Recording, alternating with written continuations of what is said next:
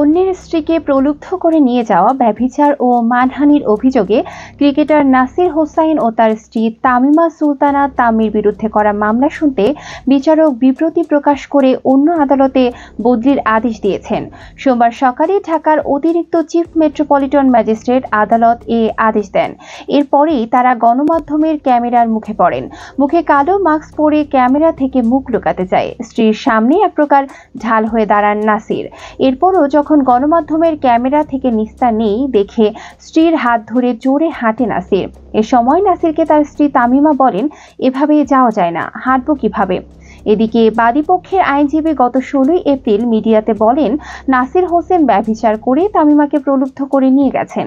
এ বিষয়ে আদালতে বিচার চলছে। বিচার শেষে আদালত রায়ের মাধ্যমে নির্ধারণ করবেন নাসির তামিমাকে প্রলুব্ধ করে নিয়ে গেছেন কিনা এবং ব্যভিচারের সম্পর্ক করেছেন কিনা। দুপক্ষের শুনানি নিয়ে আদালত বলেন, উভয় পক্ষেরই আবেদন দেওয়ার অধিকার আছে। মামলাটা বদলি করে চিফ মেট্রোপলিটন ম্যাজিস্ট্রেট বরাবর পাঠিয়ে দেওয়া হয়। সিএমএম মামলাটি একটা অন্য কোর্টে পাঠিয়ে দেবেন।